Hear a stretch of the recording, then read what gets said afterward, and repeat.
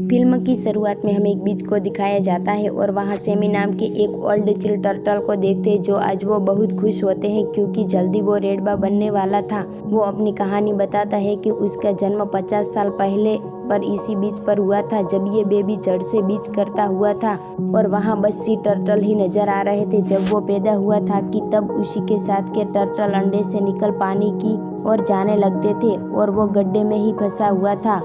उसकी काफ़ी कोशिश के बाद वो गड्ढे से बाहर नहीं आ पाता था। तभी एक शिकार के लिए उसे गड्ढे से उठाकर ले जाती है और फिर वो खुद को छुड़ा कर नीचे गिर पड़ता है जहाँ उन्हें सैली नाम की एक टर्टल मिलती है। वो सैमी को पानी में चलने को कहती है और वो थकान के कारण हिल भी नहीं पाता था, इसीलिए सैली और बाकी टर्टल पानी की तरफ चले जाते हैं और सैमी पूरे दिन एक ही जगह पर बैठा रहता है। रात को उसे एक विहल आता है कि सैली को कोई उसका शिकार बनाने वाला है। तभी उसकी आंख खुली जाती है। तभी पानी की एक लहर उसकी तरफ आती है जिस कारण वो टूटे हुए राख पर होता है और उसी के साथ अपने साथ समुद्र की ओर जाने लगता है और वो पूरी रात पानी के भाव के साथ राफ्ट के साथ समुद्र में तैरता रहता है। अगली दिन वो राफ्ट से उतरकर समुद्र में जाने की हिम्मत कर रहा होता है। तभी वहाँ 3 बड़े चिल टर्टल वहाँ आ जाता है। उन्हें जब पता चलता है कि सैमी का जन्म कल ही हुआ है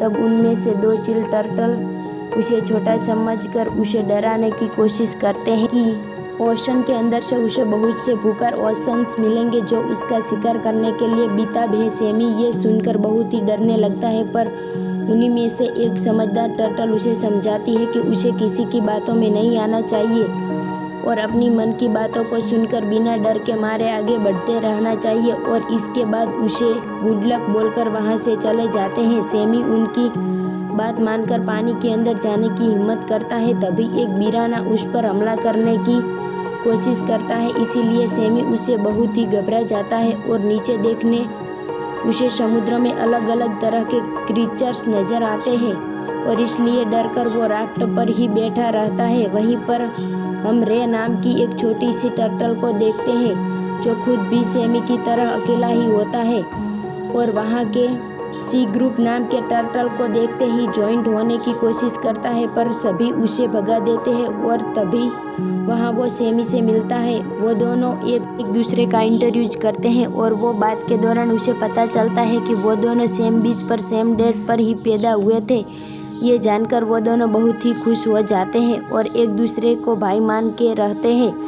इसके बाद वो दोनों एक साथ ही रहने लगते हैं और एक दौरान वो पहले ही बरसात के साथ वो समुद्र की अंदर जाते हैं जहाँ के खूबसूरत नज़ारे को देखते ही उसे बहुत ही अच्छा लगता है और वो दोनों एक साथ एंजॉय करते हैं और समुद्र के अलग अलग क्रीचर्स को एक्सप्लोर करते हैं और इसी तरह से मिलता रहता है और अब वो पहले से ही बहुत बड़े हो चुके थे। एक दिन रे सैमी से बात करने के दौरान उसे कहते हैं कि अब अपनी पार्टनर ढूंढ लेनी चाहिए जिसके साथ हम अपनी आगे की राहें गुजार सके। रे सैमी से ये पूछता है कि उसे किस टाइप की पार्टनर पसंद है। तब रे बहुत एहसास करने पर सैमी उसे सैली के बारे में बताता है जो उसे बचपन में देखते ही पसंद करने लगा था और साथ में उसे सैली की जान भी बचाई थी। सैमी की बात सुनकर रे उससे पूछता है कि वो वाकई में तुम्हारी अच्छी पार्टनर हो सकती है। ये ओशन बहुत ही छोटा है, एक ना एक दिन तुम उन्हें जरूर ही मिल पाओगे। समय के साथ सैमी और रे की दोस्ती और भी गहरी हो जाती है और सैमी अक्सर ही याद करता था।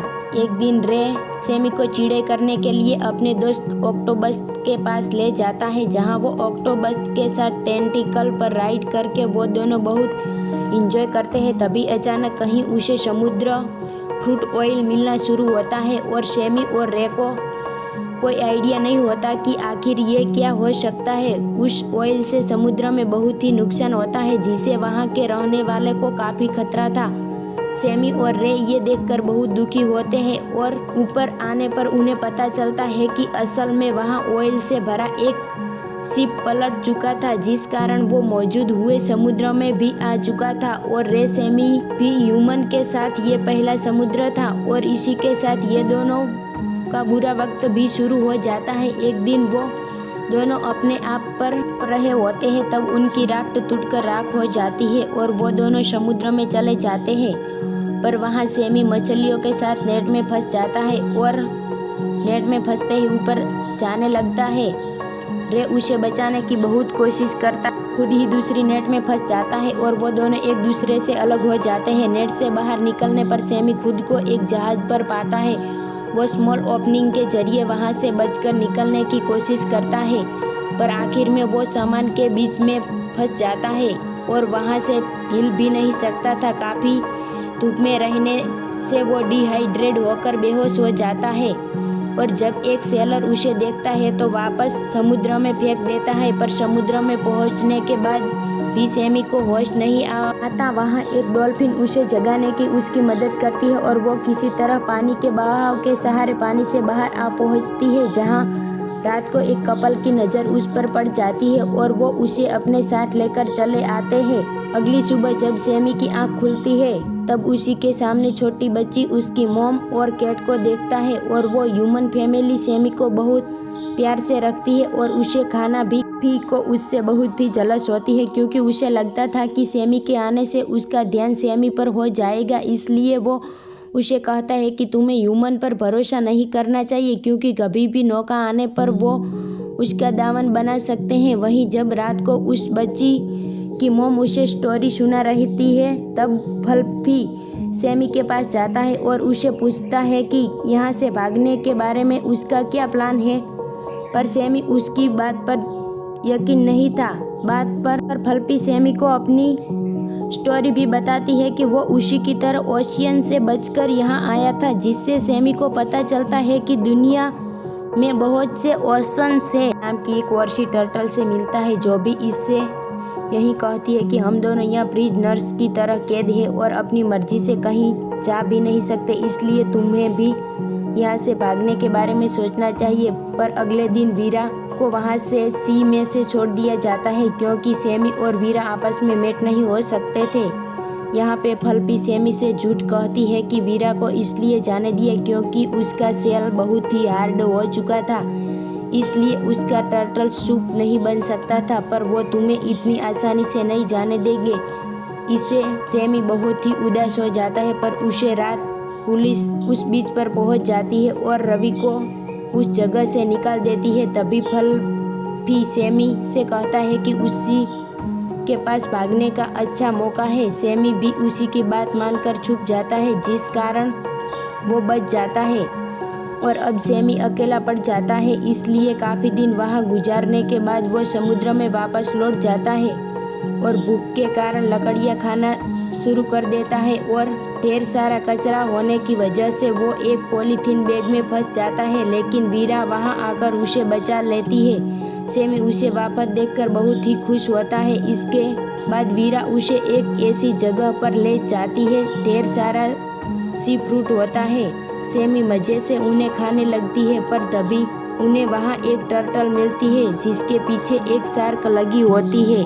आने के उसकी मदद करता है और आखिर में वो एक स्मॉल ओपनिंग में छिप जाती है, लेकिन फिर भी शार्क उसका पीछा नहीं छोड़ता। तब वीरा उन्हें बचाने के लिए शार्क के पीछे आ जाती है, पर वो अपने कुछ मूव्स का इस्तेमाल करके शार्क को वहाँ से भगा देती है। इसके बाद मदद करके वीरा सैमी और टर्टल को वहाँ से छोड़कर चली जाती है और आपस में बात करते करते सैमी को पता चलता है कि वो टर्टल असल में सेली ही है, जिसे उसने बचपन में देखा था। सेली कोट में सैमी याद आ जाती है, इसलिए वो भी उसे पहचान जाती है और वो दोनों एक दूसरे से मिलकर बहुत खुश होते हैं और साथ में टाइम स्पेंड करते हैं। आपस में बात करने के दौरान सैमी ये जाहिर करता है कि वो दुनिया में घूमना चाहता है और वो अलग अलग समुद्रों को एक्सप्लोर करना चाहता है और वो सेली को भी उसकी शहर में साथ देने का कहता है। सेली उसका आइडिया बहुत ही एक्साइटिंग लगता है और वो उसी के साथ चलने के लिए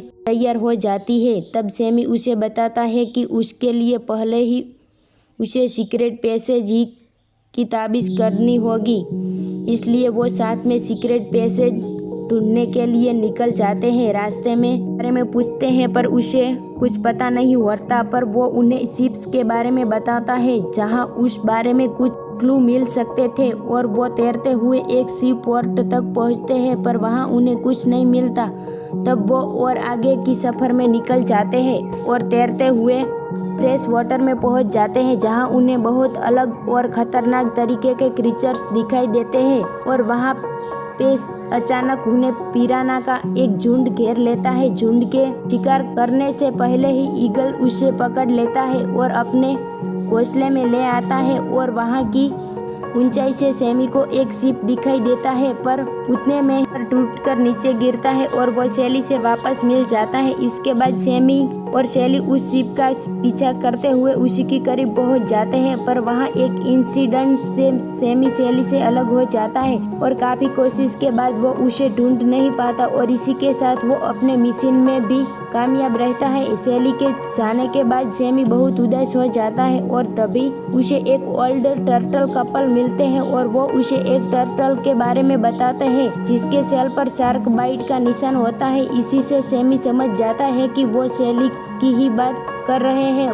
वो यह जानकर बहुत खुश होता है कि वो अभी भी जीवित है। वो उसी की तलाश में काफ़ी दिनों तक यूं ही लगा रहता है। इसी के बाद भी वो शैली को ढूंढ नहीं पाता और इसी तरह से वो अंटार्कटिक तक पहुंच जाता है, जहां वो ठंड से काँप रहा होता है। उसकी हालत देखकर इकोलॉजिस्ट की एक टीम उसे पकड़ लेती है और वो उसकी मदद के लिए अपनी लैब में ले आते हैं। और वहाँ फॉर्चुनेटली सैमी को शैली दिखाई देती है। वो उसे मिलने की बहुत कोशिश करता है, पर उसे कोई भी उसकी बात को समझ नहीं पाता और वह सैमी को रेस्क्यू सेंटर लाते हैं, जहां किस्मत से सैमी को फ्लफी नाम की वही कैट मिल जाती है। वो फ्लफी से उसे यहाँ से बाहर निकालने से मदद मांगता है, पर तभी उसकी लेडी ओनर वहाँ आ जाती है और वो सैमी को देखते ही पहचान जाती है और उसकी क्यूरियोसिटी देखकर उसे वहाँ से छोड़ देता है। वहाँ से जाते समय उसे 2 टर्टल मिलते हैं जो उससे एक टर्टल को रोप से निकालने में उसकी मदद मांगते हैं। और जब सैमी वहां पहुंचता है तो देखता है कि दरअसल वो टर्टल उसका पुराना दोस्त रे ही था। वो एक दूसरे को वापस देखकर बहुत ही खुश होते हैं। इसके बाद थोड़ी ही हेल्प के बाद वहां से रिहा हो जाते हैं। फिर सैमी रे को अपनी सारी कहानी बता देता है। शैली के लिए सैमी को इतना ही उदास देखकर रे उसको ऐसी जगह ले रिहा हो जाते हैं। फिर सैमी रे को अपनी सारी कहानी बता देता है। शैली के लिए सैमी को इतना ही उदास देखकर रे उसको ऐसी जगह ले जाता है जहां वो रहा करता था। वहां सैमी रे की पार्टनर रीटा से भी मिलवाता है।